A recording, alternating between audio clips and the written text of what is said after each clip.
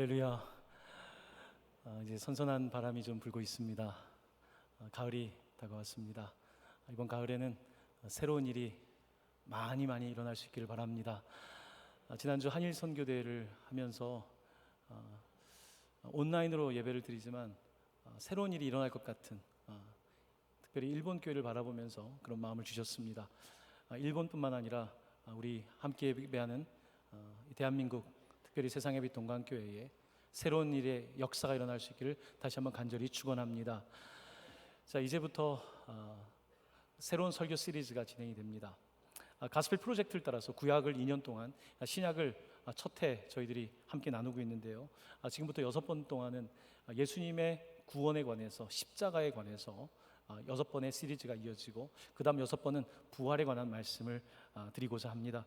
오늘은 그 6번 그 구원에 관한 이야기 가운데서 첫 번째 이야기, 베다니 마을에서 있었던 한 여인이 옥합을 깨뜨렸던 그 스토리로 들어가서 말씀의 은혜를 나누고자 합니다. 예수님은 자신의 마지막을 잘 알고 계셨습니다. 내가 어디에서 끝날 것인지를 알고 계셨습니다. 여러분은 여러분의 인생이 어디서 끝날 것을 알고 계십니까? 또 언제 끝날 것을 알고 계십니까? 예수님은 자신의 인생의 마지막이 예루살렘에 있다는 것을 아셨습니다. 이제 예수님에게 남은 시간이 얼마 없습니다. 다른 복음서에 의하면 오늘 이 사건은 예수님이 돌아가시기 전 6일 전에, 일주일 전에 있었다고 말씀을 하고 있습니다. 일주일밖에 남지 않은 시간, 예수님께서 찾아간 곳은 베다니 마을이었습니다. 베다니 마을은 나사로와 마르다와 마리아가 살던 곳이었습니다. 이 베다니라고 하는 말의 뜻은 무화과 나무의 집이란 뜻을 가지고 있고요, 조금 더 어원을 더 깊이 들어가서 보면 가난한 자들의 집이라는 뜻이 있습니다. 앞에 베자가 시작되면 베들레헴, 이 집이란 뜻입니다. 베다니, 뒤에 있는 말과 함께 묶으면 이것은 가난한 사람들의 집입니다. 베다니는 예루살렘 외곽에 있는 마을이었는데요, 아마 판자촌처럼 가난한 사람들이 많이 살고 있었던 곳이었던 것 같습니다. 이곳에 예수님께서 찾아가셨을 때 오늘 장면에는 시몬이라는 사람의 집에서 식사를 하고 있었습니다. 근데 그 시몬이라는 사람의 앞에는 별칭이 붙어 있습니다. 나병 환자 시몬. 나병 환자 시몬의 집에 주님이 함께 식사를 하셨던 것입니다. 이제 내 죽음이 일주일밖에 남지 않았는데 예수님은 가장 소중한 시간을 베다니의 가난한 사람들과 함께, 나병 환자와 함께 보내고 있는 것입니다. 오늘 우리는 예수님의 십자가 앞에서도 주님은 마지막까지, 끝까지 연약한 사람들, 아픈 사람들의 친구가 되어주시는 이야기를 하고 있다는 것을 본문을 통하여 볼 수가 있습니다. 자, 나병 환자 시몬의 집에서 식사를 하고 있을 때에 오늘 본문에 의하면 한 여인이 등장하고 있습니다. 다른 복음서에서는 나사로의 누이 마리아였다고 말씀하고 있습니다. 이 여인이 예수님께 다가와서 나드 향유, 아주 향기나는 값비싼 그 옥합을 깨뜨려서 주님의 머리에 붓고 있습니다. 오늘 본문에는 써있지 않지만 이 향유 옥합의 가격은 300데나리온에 이른다고 합니다. 한 데나리온은 하루의 일당입니다. 300데나리온이면 1년의 연봉입니다. 1년의 연봉을 우리 주님께 부은 것입니다. 왜 이런 행동을 하고 있는 것일까요? 여러분은 여러분의 연봉을 누군가에게 선물로 줘보신 적이 있습니까? 내가 1년 동안 벌은 것을 누군가를 위해 줘보신 적이 있습니까? 이 쉬운 일이 아닙니다. 우리가 때때로 목적 헌금을 할 때에 내가 1년의 연봉을 드릴 그거 평생 한 번 하기도 어렵습니다. 근데 오늘 이 여인은 자신이 1년 동안 벌어야 되는 그것을 깨뜨려서 주님께 드리고 있는 것입니다. 몇 달 전에 한 청년이 저를 찾아왔습니다. 몇 달 동안 네팔에 선교를 갔었던 청년이었는데요, 그가 찾아와서 목사님, 제가 취업을 하게 되었습니다. 첫 번째 달에 받은 첫 열매를 하나님께 드리겠습니다. 하나님께 그 월급을 드리는 거예요. 이거 MZ세대입니다. 얼마나 여러분 요즘 빡빡합니까? 쓸 돈이 얼마나 많이 있습니까? 그런데 그것을 가지고 와서 주님께 드리고 싶다는 거예요. 여러분, 누가 시켰습니까? 누가 선교에 나가라고 했습니까? 누가 주님께 그렇게 드리라고 한 겁니까? 누구도 그렇게 말한 적 없습니다. 본인이 감사한 거예요. 본인이 주님의 은혜를 아는 것입니다. 그러니까 그것을 드리는 거예요. 오늘 이 여인은 자신의 향유 옥합을 깨뜨리고 있습니다. 누구도 하라고 말한 사람 없습니다. 자신이 그렇게 하고 있는 것입니다. 여러분, 이 여인이 이렇게 주님을 사랑하면서 옥합을 깨뜨리고 있을 때에 옆에 제자들의 모습이 등장하고 있는데, 제자들은 이렇게 말하고 있습니다. 마태복음 26장 8에서 9절입니다. 제자들이 보고 분기하여 이르되 무슨 의도로 이것을 허비하느냐, 이것을 비싼 값에 팔아 가난한 자들에게 줄 수 있었겠도다 하거늘. 제자들이 분개하고 있습니다. 이 분개라고 하는 단어는 단순히 화를 냈다는 것이 아닙니다. 아주 씩씩거리면서 얼굴이 붉어지고 그렇게 화가 난 것입니다. 제자들이 분개하고 있습니다. 무슨 의도로 이것을 하느냐라고 묻고 있는 것입니다. 무슨 의도로 이것을 허비하느냐, 쓸데없이 낭비하느냐라고 묻고 있는 것입니다. 여러분, 사람은 화를 낼 때 그 사람의 가치가 드러납니다. 내가 화나는 이유, 거기에 내 가치가 있는 거예요. 오늘 제자들은 화를 내고 있는데 왜 화를 내냐면 이 여인이 300데나리온을 허비했기 때문에 화를 내는 것입니다. 그들의 눈에는 이 옥합이 보이는 거예요. 근데 예수님이 이 여인에게는 보이는 겁니다. 예수님이 보이니까 300데나리온을 드릴 수가 있는데, 옥합이 보이는 사람은, 돈이 보이는 사람은 그렇게 할 수가 없는 거예요. 그러니까 화가 나는 거예요. 차라리 그 돈을 가져다가 가난한 사람을 도우면 좋겠다라고 말하고 있는 것입니다. 제가 미국에서 유학할 때에 한 교환학생, 한국에서 신학을 하는 교환학생이 유학을 와서 같은 나이였기 때문에 친하게 지냈었습니다. 그 친구가 자기가 신학교 간 배경을 말하더라고요. 나는 시골의 섬 출신인데 사실 성적이 꽤 좋았지만 나는 세상의 학문으로 내 마음을 처음에, 그 당시의 표현입니다, 더럽히고 싶지 않아서, 세상의 학문이 더러워서가 아니라 세상의 학문으로 나를 더 불순하게 하고 싶지 않아서 나는 신학교를 선택했다라고 말을 하더라고요. 저는 그때 그 친구의 이야기를 듣고 참 충격을 받았습니다. 섬 마을에서 와서 정말 주님께 자기를 드리고 싶었다는 거예요. 여러분, 자녀들 중에 가장 공부 잘하는 자녀 있습니까? 의과대학 가야 되는데 신학교 간다 그러면 여기 화내는 분들 있을 겁니다. 너가 그렇게 공부를 잘하는데 의대에 가야지, 너가 그렇게 공부를 잘하는데 법대에 가야지 라고 말하지 않겠습니까? 여러분, 내 가치가 있으면 거기에서 화가 나는 거예요. 내 자녀가 그렇게 한다고 하면 아마 화가 나시는 분들이 많이 있을 겁니다. 저는 어린 시절에 어머니께서 늘 법대에 가라고 하셨습니다. 아버지는 신학대학을 가라고 강조하진 않았지만 내심 늘 그렇게 원하셨습니다. 제가 교수가 되었을 때도 목사가 되기를 원하셨죠. 여러분, 내가 가지고 있는 가치에 따라서 우리는 그 감정이 드러나는 것입니다. 여러분은 어떻습니까? 여러분의 자녀, 내가 사랑한다고 하지만 주님께 드릴 수 있습니까? 여러분, 부모님이 열심히 살아서 막 유산이 이제 있습니다. 근데 그 유산을 갑자기 교회에 기부를 하거나 자선단체에 기부를 한다 그러면 아마 자녀들 중에 화내는 사람들 많을 것입니다. 왜 엄마 아빠 그렇게 고생해서 허비하는 거야, 낭비하는 거야 라고 말할 수 있지 않겠습니까? 그 가치관이 거기에 있는 것입니다. 본인의 중심이 돈에 있는 것입니다. 본인의 중심이 커리어에 있는 것입니다. 본인의 중심이 예수님께 있지 못한 것입니다. 오늘 본문의 제자들은 300데나리온이나 되는 것을 왜 허비하냐고 말합니다. 여인은 지금 300데나리온 보지 않습니다. 옥합 보고 있지 않습니다. 예수님만 바라보고 있는 것입니다.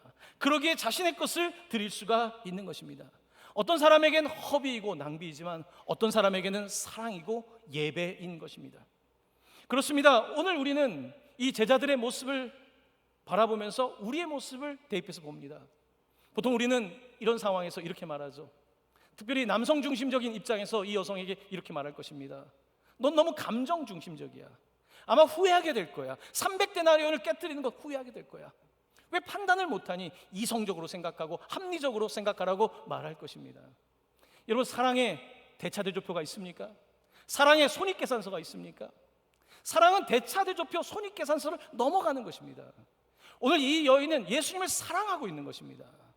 사랑하고 있는 사람에게 와서 지금 사람들은 다른 말을 하고 있습니다. 화를 내면서 말하고 있는 것입니다.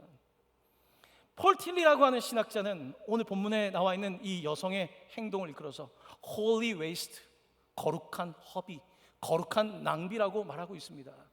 사람들에게는 그것이 그냥 낭비이지만 이것은 거룩한 낭비, 거룩한 허비였던 것입니다. 오늘 제자들은 화가 나 있고 상당히 여인에게 합리적인 말로 의문을 제시하고 있지만요, 그들의 모습은 정당하지가 않습니다. 여러분, 오늘 읽었던 26장 8절에서 9절 하반부를 보십시오. 이것을 비싼 값에 팔아 가난한 자들에게 줄 수 있었겠도다 하거늘 가난한 사람을 말합니다. 베단이라는 마을의 뜻이 뭐라고요? 가난한 사람들의 집이란 뜻을 갖고 있습니다. 가난한 사람들이 많이 살고 있는 판잣집이 있는 곳에서 가난한 사람들 도와주지 왜 이렇게 하느냐고. 지금 나병 환자 가난한 사람 시몬의 집에서 아주 저렴한 음식을 먹고 있을 텐데 이들을 도와주지라고 말할 수 있는 것입니다. 여러분, 많이 들은 이야기 아닙니까? 표를 얻기 위해서 가난한 사람들의 동네에 간다면 할 수 있는 말 아닙니까? 가난한 자들을 돕자, 가난한 사람들을 위해서 우리가 함께하자. 이념적으로 가난한 사람을 도와야 된다.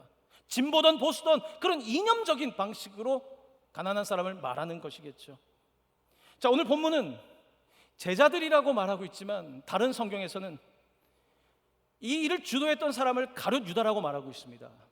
예수님을 은 30회만 가룟 유다가 이때 가장 화를 낸 것입니다. 그는 정말 화가 났어요. 그는 왜냐하면 그 다음 말씀입니다. 요한복음 12장 6절은 이렇게 말씀하고 있습니다. 이 말씀을 같이 봉독합니다. 이렇게 말함은 가난한 자들을 생각함이 아니요 그는 도둑이라 돈꾀를 맞고 거기 넣는 것을 훔쳐 가밀어라. 가룟 유다는 돈꾀를 맞고 있었던 사람이었습니다. 그것을 차라리 나한테 갖다 줬다면 가난한 사람을 도왔겠다라고 말하고 있지만 그는 사실은 거기에 불법으로 돈을 가져가는 사람이었습니다. 가룟 유다는 아주 나름대로 이념적으로 가난한 사람을 말할 줄 아는 지식인이었습니다. 하지만 자기 주머니를 털어서 누군가를 도와준 본 적이 없습니다. 다른 사람에게 내 것을 털어서 도와준 경험은 하나 없습니다. 그런데 그는 가난한 사람들을 말하고 있습니다. 주님이 이것을 모르시겠습니까? 주님은 이 제자들을 바라보면서 이렇게 생각했을 것입니다. 아직 멀었다. 결국 예수님이 십자가를 지실 때 이 제자들은 모두 도망치지 않습니까? 오늘 본문에 이미 누가 도망칠 것인지 누가 주님 곁에 있을지는 드러난 겁니다. 이미 다 뻔한 것입니다. 사람들은 그런데 말로 가난한 사람을 말하고 그렇게 함으로써 자기의 인기성 발언을 하죠. 나는 가난한 사람을 도울 것이다. 자기는 아무것도 하지 않으면서 자기의 정치적 목적과 경제적 이익을 위하여 살면서 그런 이야기를 하고 있는 것입니다. 바로 가룟 유다와 제자들은 도둑 심보를 가지고 있었던 것입니다. 가난을 대상화하는 것은 가장 위험한 것입니다. 가난을 도구화하는 것은 가장 위험한 것입니다. 가난한 사람들의 표를 받기 위해서 그들을 이용하는 행위는 가장 잘못된 행위입니다. 오늘 제자들은 잘못된 방법으로 가난을 말하고 있습니다. 베다니 마을에서 정말로 필요한 것이 무엇인지를 그들은 말로는 그렇게 하고 있지만 주님의 마음으로 품고 있지 못합니다. 주님은 말씀하십니다. 가난한 자들은 항상 너희와 있을 것이다.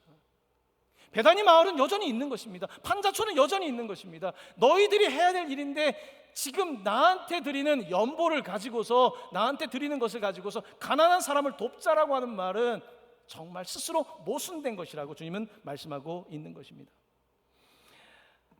이 여인은 가룟 유다에 비하면 별로 똑똑하지 못한 여자일지 모릅니다. 산수를 잘 못하는 여자일지도 모릅니다. 그들의 눈에는 계산이 너무 약한 사람일지도 모릅니다. 사랑에 빠진 여자인 거죠. 안 보이는 거죠. 예수님만 보이는 거죠. 많은 사람들은 예수님을 따라다녔습니다. 자기의 이익을 위해서, 오병이어의 그 떡을 먹기 위해서. 예수님이 날 고쳐주시니까 따라다니기도 했고요. 예수님을 따라다니면 내게 정치 경제적 이익이 있을 거라고 생각하고 따라다니는 사람들도 있었습니다. 하지만 그들은 아직 예수님을 사랑하고 있는 것은 아닙니다. 사랑은요, 원 오브 댐이 아닙니다. 그들 중에 하나가 아닙니다. only one, 이게 사랑인 거예요. 사랑은 1대1입니다. 예수님과 나의 사랑은 많은 사람들 중에 한 명이 아니라 1대1인 것입니다. 예수님만 보이는 것입니다. 예수님의 눈에는 늘 하나님만 보였고 하나님이 원하는 것만 보였습니다. 하나님을 마음을 다하고 뜻을 다하고 성품을 다하여 사랑했던 것입니다. 여인은 그렇게 주님을 사랑하고 있습니다. 하지만 다른 사람들은 그저 여러 사람들 중에 한 명으로서 예수를 바라보고 있는 것입니다. 그러기에 자기의 이익이 없으면 예수님을 더 이상 따라다닐 이유도, 예수를 사랑할 필요도 없는 것입니다. 그들에게 감사란 존재하지 않습니다. 여러분, 사랑에도 여러 가지 단계가 있습니다. 발목까지 오는 사랑이 있습니다. 발목까지 붙겠죠. 허리까지 오는 사랑이 있습니다. 허리까지 붙겠죠. 어깨까지 오는 사랑이 있습니다. 3분의 2 정도 붙겠죠. 머리를 넘는 사랑은요, 다 붙습니다. 오늘 본문 가운데 왜 너희들이 이렇게 허비하냐고 되어 있지 않습니까?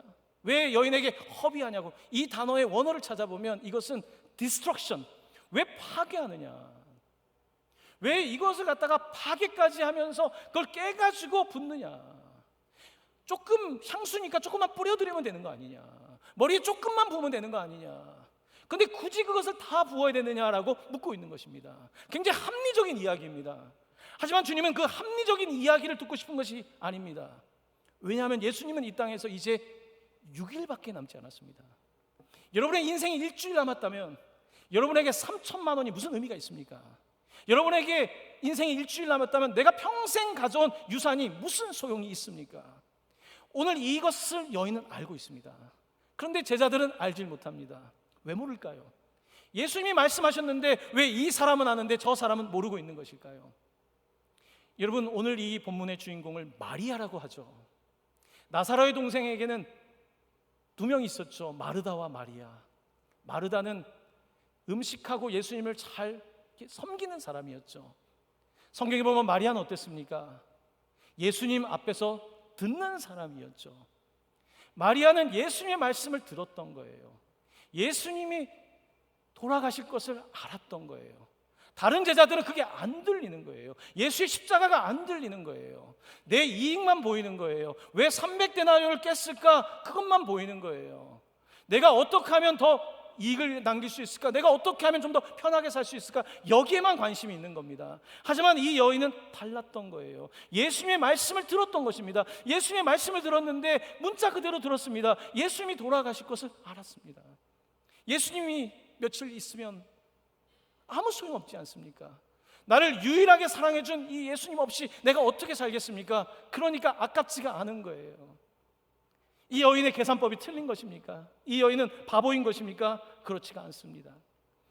누가복음 7장 47절은 오늘 본문의 내용을 해석할 수 있는 말씀을 한 구절 제공하고 있습니다. 이 말씀을 함께 봉독합니다.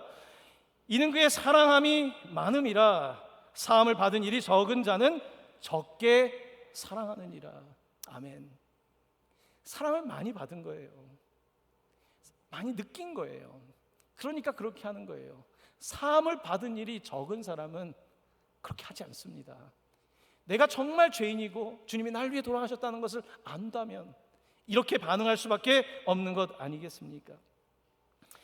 베토벤이 교향곡 본인의 9번 그 곡을 만들 때, 가장 창조적인 곡 만들 때에 마지막에 그 교향곡은 오케스트라 아닙니까? 거기에 오늘 우리 찬양대처럼 합창을 넣겠다고 얘기한 거예요. 합창을 오케스트라에 넣는다고 하니까 사람들이 그 당시에 이렇게 반문을 했습니다. 역사적으로 교향곡에 합창을 넣은 적은 없습니다. 100명이 넘는 사람이 그것을 연주하는 동안에 서 있는 것도 말도 안 됩니다 라고 반대를 했습니다. 하지만 베토벤의 생각은 달랐다고 합니다. 이 곡의 마지막은 합창이어야 된다고 생각했던 거예요. 합창, 그 당시에 사람들의 편견을 깨는 합창을 교향곡으로 집어넣었던 거죠. 왜 그랬을까요? 가장 최고의 음악을 하고 싶었던 거예요. 최고의 음악을 하기 위해서 할 수 있는 건 뭐든지 하지 않습니까? 찬양대가 그렇게 하는 거 아닙니까? 최고의 음악을 하고 싶은 거예요. 오늘 이 여인은 최고로 주님께 드리고 싶은 거예요. 예수님께 내가 드릴 수 있는 최고를 드리고 싶은 거예요. 지금 다른 계산은 떠오르지도 않는 것입니다. 마가복음 14장 8절은 오늘 이 구절을 또한 이런 각도에서 설명을 하고 있습니다. 이 말씀을 함께 봉독합니다. 그는 힘을 다하여 내 몸에 향유를 부어 내 장례를 준비하였느니라. 아멘. 힘을 다하였다고 합니다. 힘을 다한 거예요. 깨뜨린 거예요. 다 부은 것입니다. 그리고 내 장례를 준비했다고 말하고 있습니다. 오늘 본문은 이 여인이 하는 행동을 통해서 예수님을 보여주려고 하는 건데요, 여러분, 예수님을 우리가 예수 그리스도라고 부르지 않습니까? 그리스도라고 하는 말은 메시아라는 말에서 왔고, 메시아라고 하는 말의 뜻은 The anointed one, 기름 부음을 받은 자라는 뜻을 갖고 있습니다. 기름 부음 받은 자. 누가 기름 부음을 받습니까?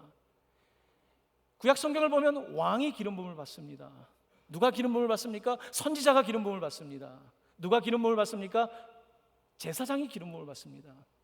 오늘 이 여인은 주님께 기름 부음 받은 자에게 기름을 붓고 있는 거예요. 기름 부은 자에게 기름을 부으면서 당신은 나의 왕이십니다. 당신은 나에게 프로페트, 선지자, 유일한 말씀이십니다. 당신은 내 죄를 사해주는 유일한 대제사장이십니다. 기름을 붓고 있는 거예요. 그냥 누군가가 기름을 붓는 것이 아니라 내가 주님께 기름을 붓는 것입니다. 나 자신을 부어드리고 있는 것입니다. 이 여인은 지금 가장 예수님의 긴박한 시간에, 얼마 남지 않은 이 시간에 예수님께 자기의 신앙의 고백을 드리고 있는 것입니다. 그리고 여인은 알고 있었습니다. 당시에 사람을 장례할 때는 우리 보면 예수님을 세마포에 싸지 않습니까? 사람이 죽고 나서 세마포에 싸기 전에 기름을 몸에 바르지 않습니까? 기름을 바르는 거예요. 오늘 예수님께 기름을 붓는 것입니다. 장례를 준비하고 있는 것입니다. 사람들은 장례를 준비한 것이 아닙니다. 모두 다 출구 전략을 짜고 있었습니다. 어떻게 하면 이 상황을 모면할까? 가룟 유다는 어떻게 했을까요? 오늘 읽은 본문에 의하면 그는 대제사장과 거래를 하면서 은 30을 받습니다.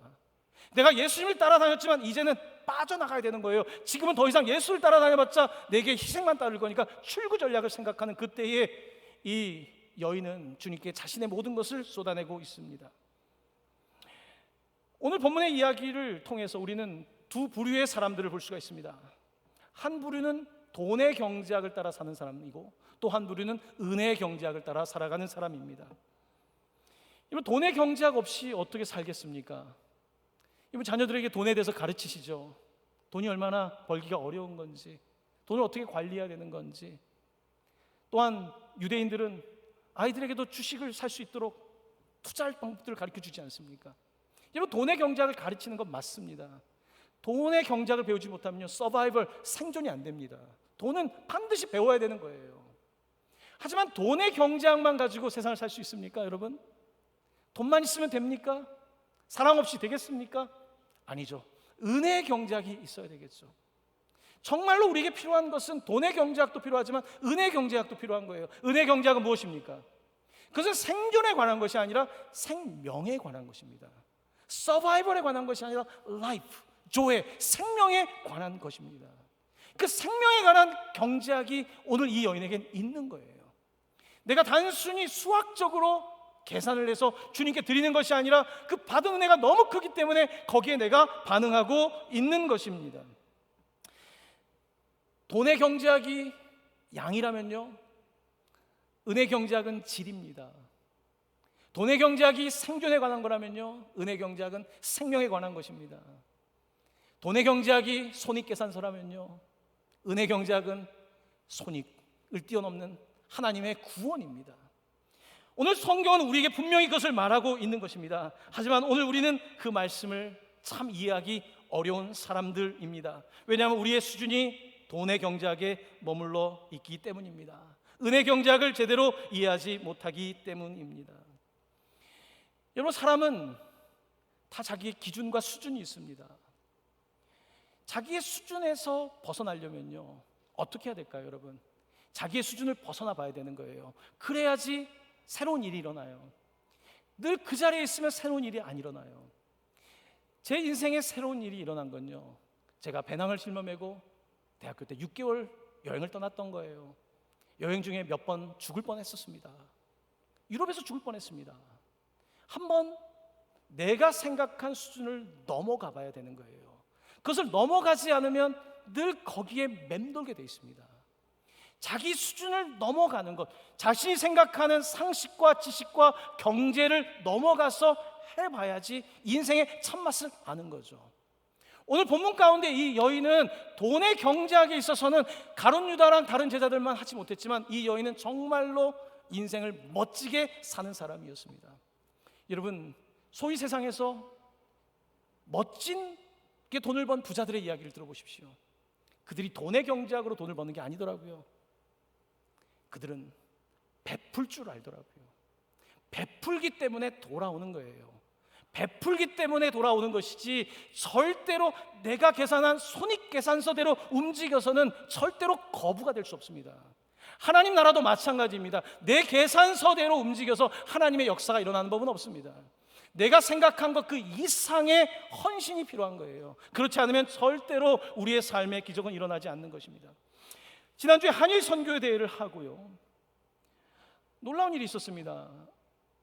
엊그저께 금요일 밤에 일본에서 한 형제가 와서 예배를 드리고 있는 거예요. 그날 영상 속에 있었던 한 형제가 우리 교회 와서 예배를 드리는 거예요. 지난주에는 일본에서 예배를 드렸는데 한국을 너무 사랑하신대요.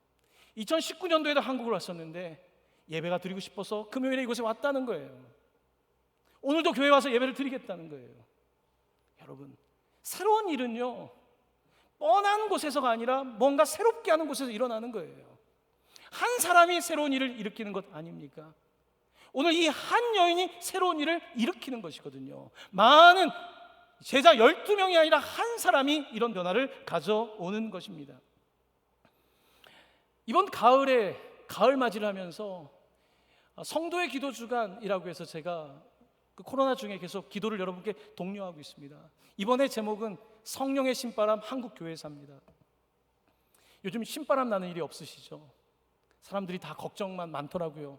먹고 사는 걱정, 입시 걱정, 노후 걱정, 우리 다 걱정하며 살아가는 건 맞습니다. 돈의 경제학을 아는 사람은요, 걱정되죠. 인플레이션이 될 것이고, 경기 침체가 눈앞에 있는 것 같고, 환율이 올라가고, 주가가 떨어지고, 부동산이 폭락하고, 우리가 다 이 돈의 경제학에 대해서 알고 있습니다. 우리는 많이 불안하고 두렵죠. 이거 여러분 교회도 마찬가지일 겁니다. 제가 이번에 가을 이 새벽 기도를 준비하면서 하나님께 저에게 주신 마음은요, 한국 교회사를 보라는 마음이었어요. 저는 미국에서 신학 공부를 했기 때문에 한국 교회사를 1학점도 수강한 적이 없습니다. 한국 교회사를 보라는 거예요. 왜냐하면 하나님, 제가 어떻게 해야 됩니까? 코로나 시대의 이유는 어떻게 해야 됩니까? 답을 못 찾겠는 거예요. 어디로 가야 될지 모르겠는 거예요. 역사를 보라는 말씀을 들었습니다. 그래서 한국 교회사 책들을 읽기 시작했어요. 언더우드 선교사님, 우리 장로교회 시작하신 분, 세브란스 병원을 세운 그의 부인 홀튼, 재중원에 만나서 사랑을 키웠던 이야기. 한 사람도 결혼하지 않고 왔다가 또 결혼하지 않은 최초의 여자 의사 홀튼, 두 사람이 사랑하게 되고 재중원에서 결혼을 하게 되죠. 신혼여행으로 선교여행을 떠나죠. 의료 선교와 복음 선교를 같이 하죠.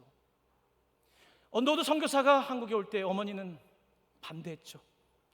그렇게 열심히 공부한 아들이 왜 너의 인생을 허비하니? 조선 땅에 왜 너의 인생을 허비하니? 엄마에게 보기에는 안타까우니까, 목숨을 잃어버릴 수 있으니까요. 하지만 목숨 잃어버리는 것을 아깝지 않게 여겼던 선교사들이 오늘 이 땅에 들어와서 대한민국을 이룬 거예요. 반만년 이 한반도 역사 가운데 우리는 가장 잘 사는 시기, 전 세계에서 가장 주목받는 역사를 살고 있습니다. 이 역사의 시작은 어디일까요? 그것은 아시아에 부는 성령의 바람이었습니다. 1700년대 후반부터 불었던 아시아를 향한 선교의 바람이 불었던 거예요. 영국에서, 독일에서, 유럽에서 선교의 바람이 불고 선교사들이 오기 시작했던 거예요. 가장 가난했기 때문에 우리는 받을 준비가 되어 있었습니다. 선교사들이 들어와서 복음을 뿌렸고 우리는 변화되기 시작했고 오늘을 맞이하게 된 거예요. 여러분, 오늘의 역사를 이끈 것은 역사를 잘 보면 해답이 있습니다. 오늘 하나님 말씀을 잘 보면 여기에 해답이 있습니다. 오늘 우리의 인생의 해답은 어디에 있습니까? 거룩한 낭비에 있는 거예요. 거룩한 허비에 있는 거예요. 내가 생각하는 가성비 수준에서 사는 것이 아니라 그 이상을 살아갈 수 있는 비전이 필요한 거예요. 그 이상을 살아갈 수 있는 헌신이 필요한 거예요. 그 이상의 내 목을 내놓을 수 있는 헌신이 필요한 거예요. 바로 그들이 역사를 바꾸었던 것입니다. 우리 주님께서는 이 여인의 이야기를 정말 귀하게 여기셨습니다. 그 어떤 이야기보다도 높이 사셨고, 마태복음 26장 13절 말씀은 이렇게 기록하고 있습니다. 함께 말씀을 봉독합니다. 내가 진실로 너희에게 이르노니 온 천하에 어디서든지 이 복음이 전파되는 곳에서는 이 여자가 행한 일도 말하여 그를 기억하리라. 아멘. 그를 기억하랍니다. 천하 어디서든지 이 여자는 기억돼야 된다는 거예요. 지금 이렇게 자기를 드린 이 여인의 이야기는 기억되는데, 누가복음 22장 19절입니다. 성만찬에서 주님이 하셨던 말씀입니다. 이것은 너희를 위하여 주는 내 몸이라.